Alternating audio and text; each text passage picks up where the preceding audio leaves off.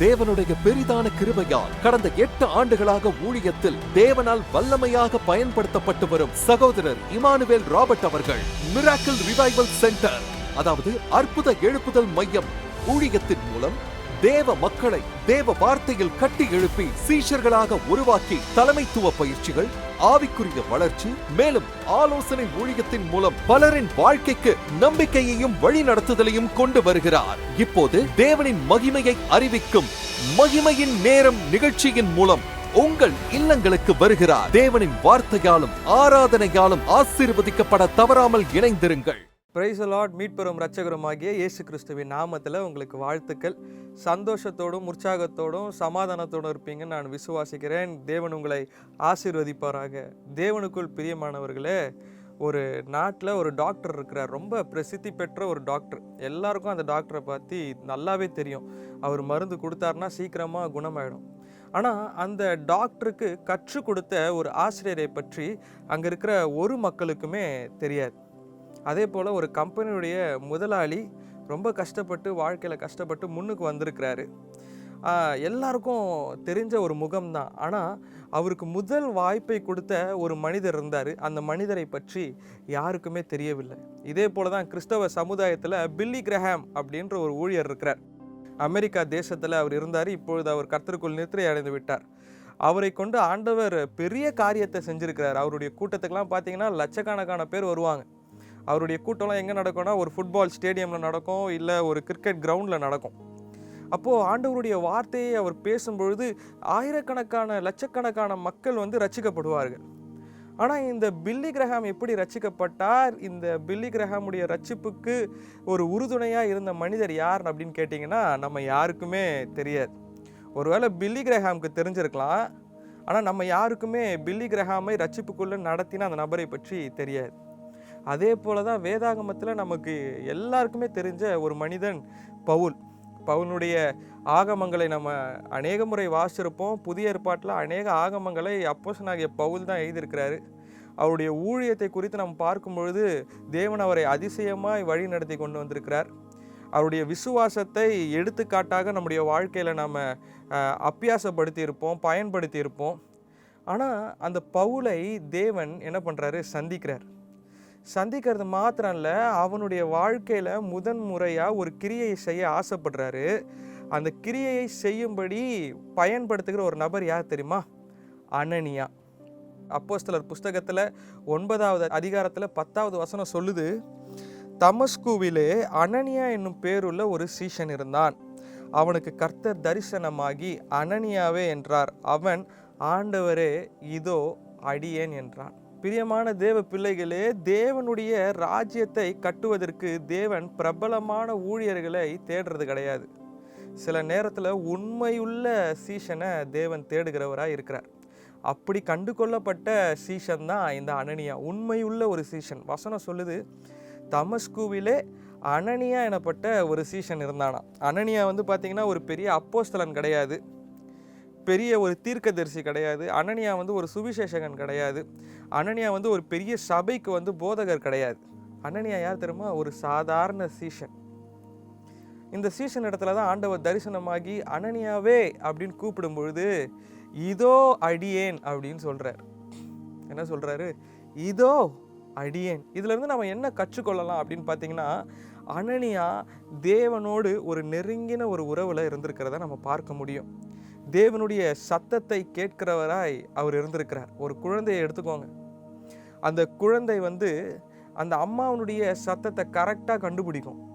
அதுபோல் அந்த குழந்தைக்கும் அந்த அம்மாவுக்கும் இருக்கிற அந்த உறவின் அடிப்படையில் தான் அம்மாவுடைய சத்தம் இதுதான், எங்கள் அப்பாவினுடைய சத்தம் இதுதான் அப்படின்னு அந்த குழந்தை அறிந்து கொள்ளும். அதே போல தான் நம்ம எந்த அளவுக்கு தேவனோடு நெருங்கி இருக்கிறோமோ, அவருடைய பிரசன்னத்தில் நெருங்கி இருக்கிறோமோ, அப்பொழுது தேவனுடைய சத்தத்தை நம்ம கேட்கிறவர்களாக இருக்கிறோம். தேவனுடைய சத்தத்தை நம்ம கேட்கும் பொழுது தான் அவருடைய திட்டத்தை அவர் நமக்கு வெளிப்படுத்துகிறவராக இருக்கிறார். இப்போது சாமுவேலுடைய வாழ்க்கையை கூட எடுத்து பாருங்களேன். சாமுவேல் ஆண்டவருடைய சமூகத்தில் படுத்து தூங்கிட்டு இருக்கும்போது ஆண்டவர் என்ன சொல்கிறார்? சாமுவேலே, அப்போ கர்த்தாவே சொல்லும் அடியேன் கேட்கிறேன் அப்படின்னு சொல்கிறார். அப்படி சொல்லும் பொழுது தான் ஆண்டவர் அவனோடு கூட இடைப்படுகிறார். அவன் என்ன செய்ய வேண்டும் என்று சொல்லுகிறார். அதே போல தான் அனனியாவுடைய வாழ்க்கையிலையும் ஆண்டவர் கூப்பிடுறார். அனனியாவே அப்படின்னு கூப்பிட்ட மாத்திரத்தில் இதோ அடியேன் அப்படின்னு சொல்கிறார். சொன்ன உடனே ஆண்டவர் அனனியாவோடு பேச ஆரம்பிக்கிறார். அனனியாவுக்கு ஒரு டாஸ்க்கு கொடுக்குறார், நீ இதை செஞ்சு ஆகணும் அப்படின்னு சொல்லி 11வது வசனத்தில் ஆண்டவர் சொல்கிறாரு, அப்பொழுது கர்த்தர் நீ எழுந்து போய் நேர்த்தெருவு என்னப்பட்ட தெருவுக்கு நீ போ. அங்கே யூதா வீட்டில் தர்சு பட்டணத்தானாகிய பவுல்னு ஒருத்தன் இருப்பான். சவுல் என்னும் பேருள்ள ஒருவனை தேடு. அவன் இப்பொழுது ஜெபம் பண்ணிட்டு இருக்கிறான். அவன் அனனியா என்னும் பேருள்ள ஒரு மனுஷன் தன்னை பார்க்க வரவும் தான் பார்வை அடையும்படி தன் மேல் கை வைக்கவும் தரிசனம் கண்டார் என்றார். ரொம்ப கிளியரான ஒரு டாஸ்கை வந்து ஆண்டவர் அவனுக்கு கொடுக்குறாரு. ஒரு கூகுள் மேப்பை எடுத்துக்கிட்டிங்கன்னா இந்த இடத்துல இருந்து அந்த இடத்துக்கு போகணும் அப்படின்னா அது அழகாக வழிகாட்டும்.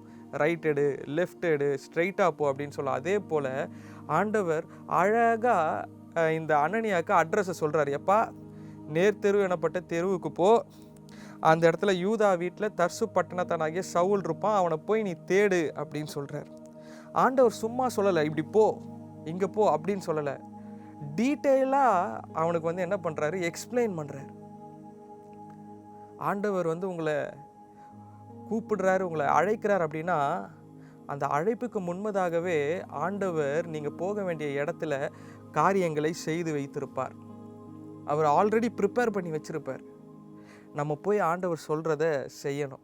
அந்த இடத்துல நீங்கள் பாருங்களேன், ஆண்டவர் எல்லா காரியத்தையும் சொல்லி கொடுக்குறாரு. நீ இங்கே போ, இந்த தர்சு பட்டணத்தானாகிய இந்த சவுல் கிட்ட போ, யூதா வீட்டில் போ, நேர்த்தெருவுக்கு போ அப்படின்னு சொல்லி ஒரு காரியத்தையும் தெளிவாக சொல்கிறாரு. சொல்லிட்டு தேடு அப்படின்னு சொல்கிறார். அந்த வசனம் ரொம்ப அழகத்தில், தெருவுக்கு போய் யூதாவின் வீட்டில் தர்சு பட்டணத்தானிய சகுல் என்னும் பேருள்ள ஒருவனை தேடு. ஏன் இவ்வளவு காரியத்தை வெளிப்படுத்தின ஆண்டவர் எதுக்கு தேட சொல்கிறார்?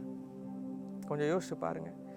ஏன்னா அந்த அனனியாவுக்கு பயங்கரமாக ஒரு பயம் இருந்துச்சு. ஏன் பயம் இருந்துச்சு தெரியுமா? 13வது வசனத்தில் அதை நம்ம பார்க்க முடியும். அதற்கு அனனியா, ஆண்டவரே, இந்த மனுஷங்கிட்ட போய் எதுக்கு என்ன அனுப்புறீங்க? இந்த மனுஷன் எருசலேமில் உள்ள உம்முடைய பரிசுத்தவான்கள் எத்தனையோ பேருக்கு பொல்லாங்கு செய்திருக்கிறான். அவனை குறித்து நான் ரொம்ப கேள்விப்பட்டிருக்கிறேன். 14வது வசனம் சொல்லுது, இங்கேயும் உம்முடைய நாமத்தை தொழுது கொள்கிறவர்களை கட்டும்படி பிரதான ஆசாரியர்களிடத்திலிருந்து அதிகாரம் பெற்று வந்திருக்கிறான். ஆண்டவரே, இவங்கிட்ட போய் என்ன அனுப்புறீங்களே? நீங்கள் கொஞ்சம் யோசிச்சு பாருங்களேன். ஒரு தீவிரவாதி அநேக கிறிஸ்தவர்களை கொண்டுட்டு இருக்கிறான். ஆண்டவர் உங்ககிட்ட வந்து சொல்கிறார், இந்த பேர் அந்த தீவிரவாதி எல்லா கிறிஸ்தவங்களையும் கொல்றான், நீ அவனுக்கு போய் ஜோம் பண்ணு அப்படின்னு சொன்னால் நம்மளுடைய மனநிலைமை எப்படி இருக்கும்? நீங்கள் கொஞ்சம் யோசிச்சு பாருங்களேன். நம்ம சொல்லுவோம், ஆண்டவரே, நானே வந்து ஒரு நல்ல வாழ்க்கையில் இருக்கிறேன், எனக்கு பிள்ளைங்க இருக்கிறாங்க, மனைவி, அழகான மனைவி இருக்குது, நான் ஒரு பீஸ்ஃபுல் லைஃப் வாழ்ந்துட்டுருக்கிறேன், என்னை போய் இந்த மாதிரி மாட்டி விட்டுறீங்களேன்னு ஒரு பயம் இருக்குமா? அதே பயம்தான் அனனியாக்குள்ளே இருக்குது. அதனால தான் அனனியாவுடைய இருதயத்தை பலப்படுத்தும்படி அவனை போய் தேடி கண்டுபிடிச்சி ஜோம் பண்ணு அப்படின்னு சொல்கிறேன். அனனியா சொல்லியிருப்பான், ஆண்டவரே, இவன்கிட்ட போய் எதுக்கு ஆண்டவரே என்ன அனுப்புறீங்க? ஒருவேளை என்னையும் அவன் அரெஸ்ட் பண்ணிட்டானா, என்னையும் அவன் அடிச்சிட்டானா, என்னையும் அவன் கொலை பண்ணிட்டானா, நான் என்ன பண்ணுறது? இவனை பற்றி நான் நிறைய கேள்விப்பட்டிருக்கிறேன் ஆண்டவரே அப்படின்னு சொல்லி ஆண்டவர்கிட்ட அவன் சொல்கிறான். அப்போ ஆண்டவர் எல்லாத்தையும் கேட்குறாரு. அப்படியாப்பா, சரிப்பா, ஓகே, இந்த மாதிரிலாம் இருக்குதா? அவன் இப்படி அடிக்கிறானா, அப்படி பொல்லாங்க செய்கிறானா, எல்லாரையும் கைது பண்ணுறானா, பரவாயில்ல, நீ போ அப்படின்றார். சில வேளையில் ஆண்டவர் நமக்கு கொடுக்குற வேலை வந்து நம்மளுக்கு வசதியாக இருக்காது, ரொம்ப கடினமாக இருக்கும், அன்கம்ஃபர்டபுளாக ஃபீல் ஆகும். இன்னைக்கு அநேகர்கிட்ட வந்து நம்ம சொல்லுவோம், இவனுக்கெல்லாம் நான் ஏன் ஆண்டவரை போய் ஜெபிக்கணும்?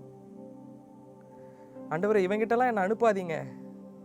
ஆண்டவர் உங்களுக்கு உங்களுடைய வாழ்க்கையில் எப்படி அனனியாவுக்கு ஒரு சவுலை வைத்திருந்தாரோ அதே போல் உங்கள் ஒவ்வொருவருக்கும் ஆண்டவர் ஒரு சவுலை வைத்திருக்கிறார். நம்ம போய் தேடி கண்டுபிடிக்கணும். ஒருவேளை அந்த நமக்கு வைத்திருக்கிற சவுல் வந்து நம்முடைய நண்பனாக இருக்கலாம், நம்மளுடைய உறவினர்களாக இருக்கலாம், நம்மளுடைய அக்கம் பக்கத்து வீட்டில் இருக்கவங்களாக இருக்கலாம், ஏன் உங்களுடைய எதிரியாக கூட இருக்கலாம். ஆண்டவர் ஆனால் உங்ககிட்ட சொல்கிறாரு, நீ போய் அவனை தேடி அவனுக்கு என்ன பண்ணு, ஜெபி. அனனியா கிட்ட அப்படி தான் சொல்கிறார். ஆண்டவர் உங்களை அழைக்கும் பொழுது நீங்கள் கீழ்ப்படுகிறவர்களாக இருக்க வேண்டும். அழைப்பு சில நேரத்தில் பயத்தை கொண்டு வரும், அழைப்பு சில நேரம் பதட்டத்தை கொண்டு வரும், அழைப்பு சில நேரம் நம்மளை ஒரு மாதிரி அன்கம்ஃபர்டபுளாக ஃபீல் பண்ண வச்சிரும். நம்மளுடைய எதிரிக்கிட்ட போய் ஆண்டவர் என்ன பண்ண சொல்லுவார்? ஜோம் பண்ண சொல்லுவார். நமக்கு பிடிக்காதவங்க, அவங்கள பார்க்கவே கூடாதுன்னு நினைப்போம். ஆனால் அவங்கக்கிட்ட நீ போய் என்ன பண்ணு, வசனத்தை ஷேர் பண்ணுன்னு ஆண்டவர் சொல்லுவார். ஆண்டவருடைய அழைப்பு உங்கள் மேலே வரும்பொழுது, உங்களுக்கான ஒரு மனிதரை ஆண்டவர் உங்களுக்கு காட்டும் பொழுது ஆண்டவர் சொல்லுவார், அவங்கள மன்னிக்க சொல்லுவார். ஆண்டவர் அனனியாவுடைய வாழ்க்கையில் சவுலை காட்டினது போல உங்களுடைய வாழ்க்கையில் ஒரு சவுலை காட்டும் பொழுது ஆண்டவர் சொல்லுவார், அவங்க கிட்ட போய் பேச சொல்லுவார், அவங்களுக்காக ஜெபிக்க சொல்லுவார், அவங்களுடைய தேவையை சந்திக்க சொல்லுவார். சில வேளையில் அது நமக்கு ஈஸியாக இருக்காது. நீங்கள் யோனாவுடைய வாழ்க்கையை எடுத்து பாருங்கள். யோனாவை நினிவேக்கு போக சொல்கிறார். ஆனால் அவன் என்ன பண்ணுறான், ஆண்டவருடைய பேச்சை கேட்காம வேறு இடத்துக்கு ஓடி போகிறான். அதே காரியம்தான் அனனியாவுடைய வாழ்க்கையில் நடக்குது. அனனியாவும் பயப்படுறான். அனனியாவுக்கும் அந்த காரியம் ஈஸியாக இல்லை, ஆண்டவர் சொல்கிற டாஸ்க் ஈஸியாக இல்லை, அவன் பயப்படுறான். ஆனாலும் அவன் என்ன பண்ணுறான், கீழ்ப்படுகிறான். அந்த வசதியான சூழ்நிலை இல்லாத ஒரு காரியத்தின் மத்தியில் நீங்கள் ஆண்டவருக்கு கீழ்ப்படியும் பொழுது அது ஆண்டவருடைய பார்வையில் ஆண்டவர் அதை கனப்படுத்துகிறவராக இருக்கிறார், அதை அவர் அங்கீகரிக்கிறவராக இருக்கிறார். சில வேளையில் நீங்கள் புரிஞ்சு கொள்ளணும், ஆண்டவருடைய அழைப்பு பயம் அளிக்கும். ஆனால் அந்த பயத்தின் ஊடாய் நீங்கள் ஆண்டவரை நம்பும் பொழுது, ஆண்டவருடைய சத்தத்துக்கு கீழ்ப்படியும் பொழுது ஆண்டவர் அதை மகிமையாக எண்ணுவார், அதை வேல்யூ பண்ணுவார். அது மாத்திரம் அல்ல, சில வேளையில் நாம் மனிதர்களுடைய கடந்த கால வாழ்க்கையை நாம் பார்ப்போம். நம்ம அநேக முறை சொல்லியிருப்போம்.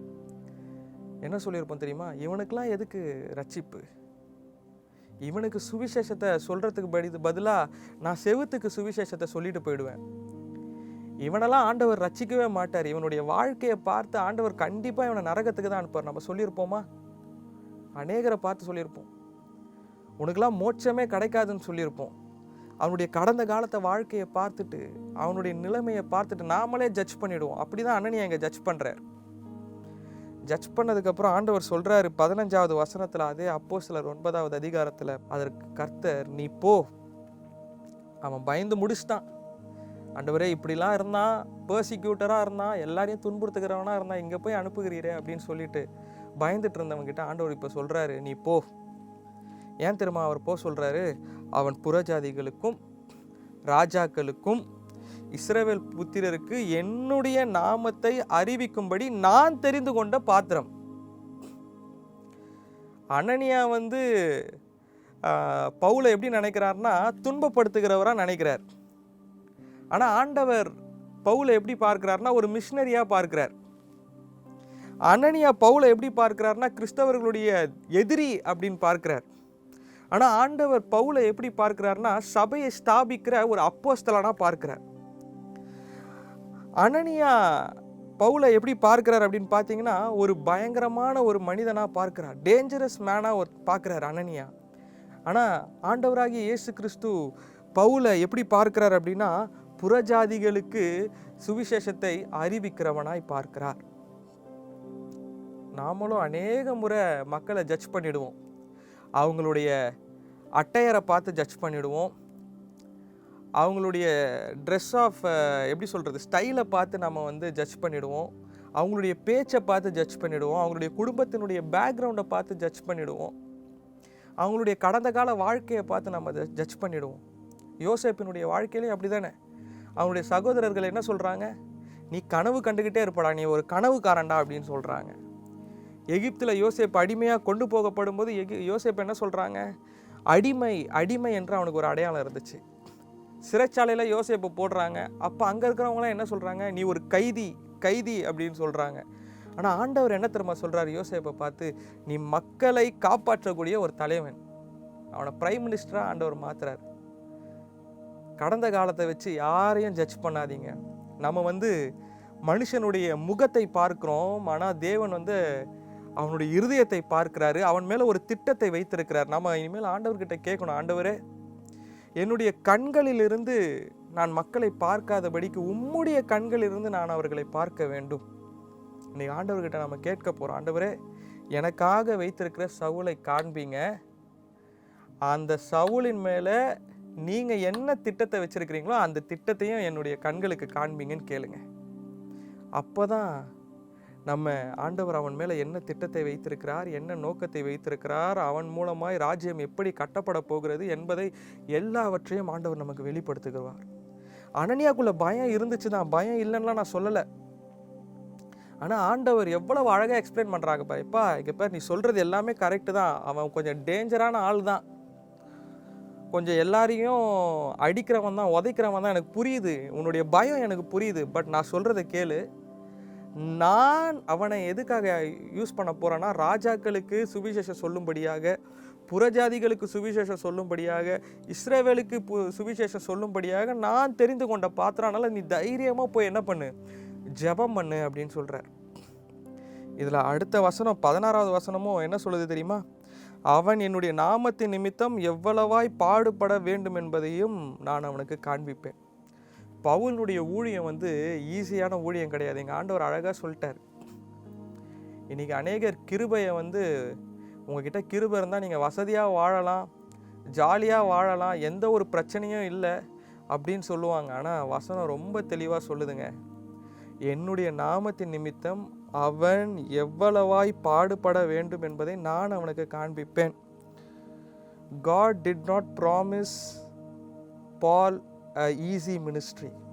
அவனுக்கு ஒரு லகுவான ஊழியத்தை ஆண்டவர் பவுலுக்காக வைக்கவே இல்லை. அந்த ஊழியத்தின் மத்தியில் அவன் பாடுபட வேண்டும்.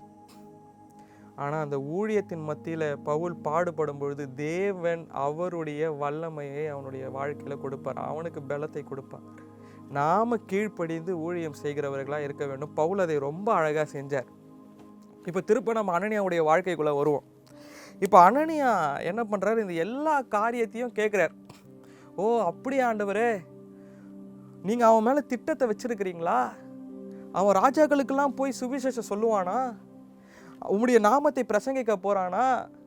உம்முடைய சுவிசேஷத்தை எடுத்துக்கொண்டு போக போகிறானா? இது தெரிஞ்சிருந்தா நான் உடனே போயிருப்பேனே அப்படின்னு சொல்லிட்டு 17வது வசனத்தில் பாருங்க, அப்பொழுது அனனியா போய் வீட்டுக்குள் பிரவேசித்து அவன் மேலே கையை வைத்து, சகோதரனாகிய சவுலே, நீ வந்த வழியிலே உனக்கு தரிசனமான இயேசுவாகிய கர்த்தர் நீர் பார்வை அடையும்படி பரிசுத்த ஆவியினாலே நிரப்பப்படும்படிக்கு என்னை அனுப்பியிருக்கிறாரு. இந்த வசனத்தில் பாருங்களேன், சகோதரனாகிய பவுலேன்னு சொல்றார். முன்னாடி என்ன சொல்லிட்டு இருந்தாரு? துன்பப்படுத்துகிறவன், அடிக்கிறவன், கைது செய்கிறவன் அப்படின்னு சொல்லிட்டு இருந்த வாய் தான் இப்போ என்ன சொல்லுது? சகோதரனாகிய பவுலே. பர்சிக்யூட்டராக இருந்தவர் இப்போ என்ன ஆயிட்டாரு? பிரதராக ஆயிட்டாரு. அவன் கை வைத்து ஜோம் பண்ண மாத்திரத்தில் மீன் செதில்கள் போன்ற காரியங்கள் கண்ணிலிருந்து விழுந்து அவன் பார்வை அடைந்து எழுந்திருந்து ஞானஸ்தானம் பெற்றான் என்பதை நம்ம வாசிக்கிறோம். சவுல் என்கிற பவுலினுடைய கை கிறிஸ்தவர்களுக்கு விரோதமாக ஓங்கிச்சு. ஆனால் அந்த கிறிஸ்தவர்களுடைய கையை வைத்து ஆண்டவர் பவுலை என்ன பண்ணுறாரு? அபிஷேகம் பண்ணுகிறவராக இருக்கிறார். இங்கே ஆண்டவர் 2 காரியத்தை பண்ணுறார். ஃபஸ்ட்டு டாஸ்க்கு, பவுலுக்கு ஒரு சுகத்தை கொடுக்குறாரு, ஒரு அற்புதத்தை செய்கிறாரு. 2வது, அனனியாக்குள்ளே இருக்கிற பயத்தை மாற்றி தைரியமாய் ஆண்டவர் சொன்ன காரியத்தை செய்யும்படி அவனை அனுப்புகிறவராக இருக்கிறார்.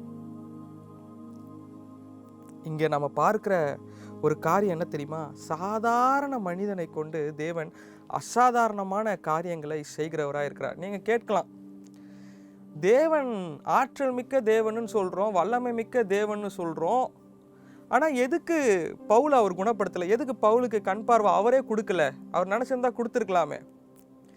ஆண்டவர் மனிதர்கள் மூலமாய் செயல்பட விரும்புகிறார். அவரே ஸ்ட்ரைட்டாக அற்புதத்தை நடைபெறணும் அப்படின்னு விரும்பலை. மனிதர்கள் மூலமாய் அவர் செயல்பட வேண்டும் என்று விரும்புகிறார். இன்றைக்கி நீங்கள் பவுலாக இல்லாமல் இருக்கலாம், ஆனால் அனனியா போல ஒரு கீழ்ப்படிதல் உங்களுக்குள்ளே வர வேண்டும்.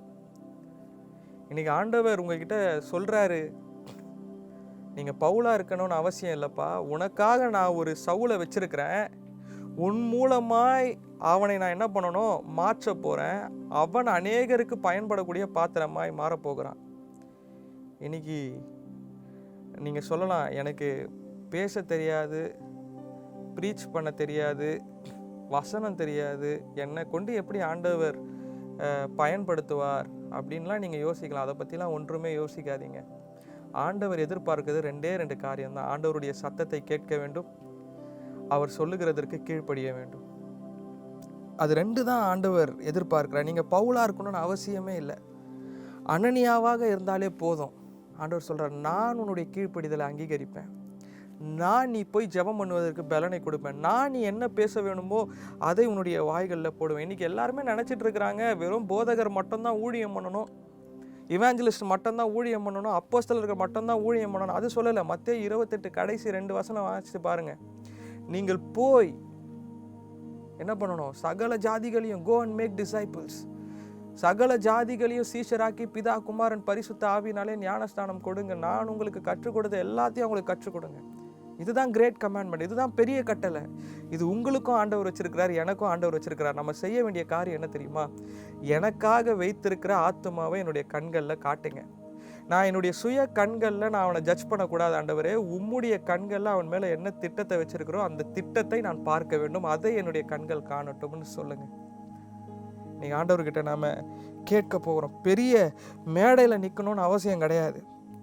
தேவன் உங்களுடைய உண்மையுள்ள கீழ்ப்படிதல் உள்ள ஒரு வாழ்க்கையை பார்க்கிறார். உண்மையுள்ள ஒரு சீஷன். எப்படி அனனியா உண்மையுள்ள ஒரு சீஷனாக இருக்கிறார். அவனுக்கும் பயம் இருந்துச்சு, இல்லைன்னா சொல்லலை. அவனுக்கும் கலக்கம் இருந்துச்சு, இல்லைன்னா சொல்லலை. அவனுக்கும் நடுக்கம் இருந்துச்சு, இல்லைன்னா சொல்லலை. ஆனால் அவன் ஆண்டவருடைய திட்டத்தை புரிந்து கொண்ட மாத்திரத்தில் அவன் என்ன பண்ணுறான்? கீழ்ப்படிந்து செல்லுகிறவனாக இருக்கிறான். இன்றைக்கி நம்ம கண்களை மூடி நம்ம ஜெபிக்க போகிறோம். ஆண்டவர் அநேக முறை அவருடைய வேலையை கொடுக்கும்போது அது வசதியாக இல்லாமல் இருக்கலாம். ஆனால் நம்ம கீழ்ப்படியும் போது அது அவருடைய பார்வைக்கு ஏற்புடையதாக இருக்கிறது. ஆண்டவர்கிட்ட நம்ம கேட்க போகிறோம். ஆண்டவரே, நான் சாதாரணமான மனிதனாக இருந்தாலும் சொல்லுங்கள். உங்களுடைய இருதயத்தில் கை வைத்து நீங்கள் சொல்லுங்கள். நீங்கள் இப்போ ஜெபிக்க போகிறீங்க. நான் சாதாரணமான மனிதனாக இருந்தாலும் உமக்கு கிடைக்கக்கூடிய ஒரு பாத்திரமாக என்னை பயன்படுத்துங்க ஆண்டவரேன்னு சொல்கிறீங்களா? பயம் இருக்கும். ஆனால் அந்த பயம் எனக்குள்ளே இருந்தாலும் உம்முடைய சமூகத்திற்கு நான் கீழ்ப்படிய வேண்டும் ஆண்டவரே, அதுக்கு எனக்கு உதவி செய்யுங்க. நான் ஆத்தும ஆதாயம் பண்ணணும். என்னுடைய கண்களுக்கு நீங்கள் ஒரு சவுலை காட்டுங்க ஆண்டவரே. எனக்காக நீர் வைத்திருக்கிறீங்க ஆத்துமா, அது எனக்கு நன்றாக தெரியும். எனக்கு அந்த ஆத்துமாவை காட்டுங்க. நான் அவர்களுக்காக போய் ஜெபிக்கணும். ஒருவேளை உங்களுடைய பக்கத்து வீட்டில் இருக்கவங்களுடைய பெயர் ஆண்டவர் உங்களுடைய இருதயத்தில் இப்போ சொல்லிட்டு இருக்கலாம். உங்களுடைய நண்பர்களுடைய பெயர் ஆண்டவர் இன்றைக்கு உங்களுடைய இருதயத்தில் சொல்லிட்டு இருக்கலாம். உங்கள் மேனேஜருடைய பெயரை உங்களுடைய இருதயத்தில் ஆண்டவர் சொல்லிட்டு இருக்கலாம். ஒரு உதாரணம் நான் உங்களுக்கு சொல்கிறேன். நீங்கள் ஒரு வேலை செஞ்சிட்ருக்கிறீங்க. அந்த இடத்துல இருக்கிற ஒரு எம்ப்ளாயி உங்கள் மேலே பழி சொல்லிக்கிட்டே இருக்கிறாரு. பழி சொல்கிறது மாத்திரம் இல்லை, நீங்கள் ப்ரமோஷன் வாங்கலாம் அப்படின்னு போகிற ஒரு சூழ்நிலை வரும்பொழுதெல்லாம் அதை தடை பண்ணிக்கிட்டே இருக்கிறாரு. அது உங்களுக்கு தெரிய வந்துடுது. ஆனால் ஒரு நாள் அவர் ஹாஸ்பிட்டலில் அட்மிட் ஆகிட்டார். அப்போ ஆண்டவர் சொல்கிறாரு, நீ அந்த ஹாஸ்பிட்டலுக்கு போய் ஜெபம் பண்ணு அப்படின்னு சொல்கிறார். அப்போ உங்களுடைய பதில் என்னவாக இருக்கும்? ஆண்டவரே, ஊரில் எத்தனையோ மனுஷங்க இருக்கிறாங்க, அவங்களுக்கெல்லாம் நான் ஜெபம் பண்ணாமல் இவனுக்கு தான் போய் ஜெபம் பண்ணுமா அப்படின்ற ஒரு கேள்வி எழும்போல. அந்த மாதிரி எழும்பக்கூடாது. ஆண்டவருடைய வார்த்தைக்கு நீங்கள் கீழ்ப்படியணும். உங்களுக்கு எதிரியாக இருந்தாலும் சரி, ஆண்டவர் இன்றைக்கு உங்களுடைய இருதயத்தில் ஒரு பெயரை சொல்லலாம். உங்களுடைய எதிரியின் பெயரை கூட சொல்லலாம், உங்கள் நண்பரின் பெயரை சொல்லலாம், உங்கள் உறவினர் பெயரை சொல்லலாம், உங்களுடைய வேலை ஸ்தலத்தில் இருக்கிறவங்களுடைய பெயரை சொல்லலாம். ஆண்டவர் உங்களுடைய இருதயத்தில் அந்த பெயரை சொல்வாராகில் அவர்களிடத்துல போயிட்டு ஆண்டவருடைய வார்த்தையை சொல்லி நீங்கள் அவர்களுக்காக ஜெபிக்க போகிறீங்க. நம்ம கண்களை மூடி ஜெபிப்போம். ஆண்டவரே, கிருபையும் இரக்கம் உள்ள ஆண்டவரே, இன்றைக்கு உம்முடைய வசனத்தை அறிந்து கொள்ளாமல், உம்முடைய வசனத்தை புரிந்து கொள்ளாமல் ஆண்டவரே தங்களுடைய மனம் போன போக்கில் சென்று கொண்டிருக்கிற அநேக சவுல் எங்கள் மத்தியில் இருக்கிறாங்க. ஆண்டவரே, அவர்கள் எல்லாரையும் ஆண்டவரே நாங்கள் பவுலாக மாற்றுவதற்கு எங்களை பயன்படுத்துங்க. ஆண்டவரே, நாங்கள் ஆண்டவரே எங்களை முற்றிலுமாய் உம்முடைய பாதத்தில் நாங்கள் தாழ்த்துகிறோம். எங்களுக்குள்ள பயம் இருந்தால் அதை நீக்கி போடுங்க ஆண்டவரே. உம்முடைய கைகளிலே பயன்படக்கூடிய ஒரு பாத்திரமாக எங்களை மாற்றுங்க ஆண்டவரே. எங்களுக்குள்ள பயம் இருக்கக்கூடாது.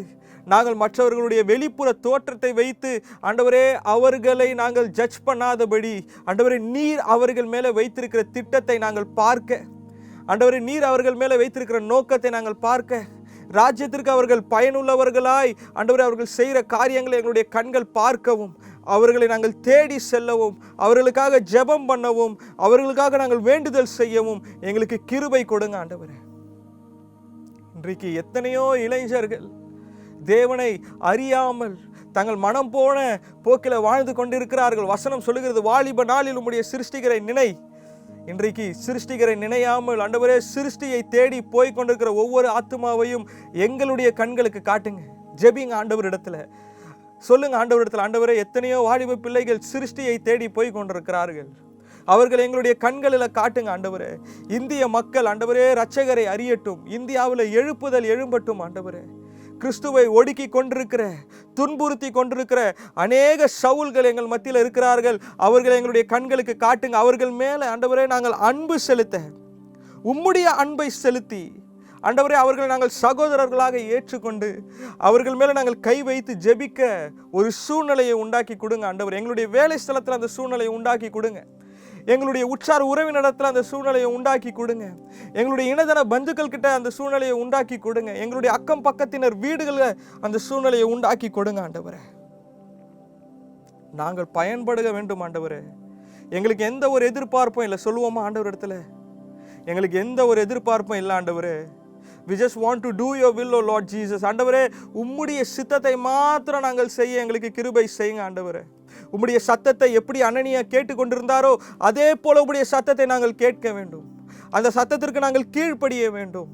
பிரச்சனைகள் வந்தாலும், பயங்கள் வந்தாலும் ஆண்டவரே, அது எங்களுக்கு வசதியாய் இல்லாமல் போனாலும் ஆண்டவரே, எங்களை நாங்கள் முற்றிலுமாய் தரை மட்டுமாய் உம்முடைய பாதத்தில் தாழ்த்தி நீர் என்ன செய்ய சொல்லுகிறீரோ அதை நாங்கள் செய்வதற்கு எங்களுக்கு பலனையும் எங்களுக்கு கிருபையையும் கொடுங்க ஆண்டவரே. எங்களை நாங்கள் தாழ்த்தி உம்முடைய பாதத்தில் ஒப்புவிக்கிறோம். நீர் மாத்திரம் என்றென்றும் என்றென்றும் எங்களுடைய வாழ்க்கையிலிருந்து மகிமைப்படுவீராக. மீட்பெரும் இரட்சகருமாகிய இயேசு கிறிஸ்துவின் மூலம் கேட்கிறோம் எங்கள் ஜீவனுள்ள நல்ல பிதாவே. ஆமென், ஆமென். இந்த நாளிலும் கூட தேவன் உங்களோடு பேசியிருப்பார் என்று நான் விசுவாசிக்கிறேன், நம்புகிறேன். ஒரு தீர்மானத்தை எடுங்க. ஆண்டவர்கிட்ட சொல்லுங்க, ஆண்டவரே, எனக்கு அனனியாக்கு எப்படி நீர் சவுலை காட்டினீரோ அதே போல எனக்காக வைத்திருக்கிற சவுலை எனக்கு காட்டுங்க. நானும் ஜெபிக்கிறவனாய் அவர்களை போய் சந்திக்கிறவனாய் என்னுடைய இருதயத்தையோ மாற்றுங்க. பயத்தை நீக்கி போடுங்க. ஆண்டவர்கிட்ட கேளுங்க. ஆண்டவர் அதை உங்களுக்கு செய்ய போகிறார். கர்த்தர் தாமே இந்த வார்த்தையை ஆசீர்வதிப்பாராக. God bless you all. ஆமென். இந்த நிகழ்ச்சியின் மூலம் நீங்கள் ஆசீர்வதிக்கப்பட்டிருப்பீர்கள் என்று நாங்கள் நம்புகிறோம். உங்களுக்காக ஜெபிக்க, ஆலோசனை பெற, உங்கள் ஜெப விண்ணப்பங்களை பகிர்ந்து கொள்ள 9500099717 அல்லது 75509660 என்ற எண்ணிற்கு அழைக்கவும் அல்லது வாட்ஸ்அப் மூலம் உங்கள் செய்திகளை அனுப்பவும்.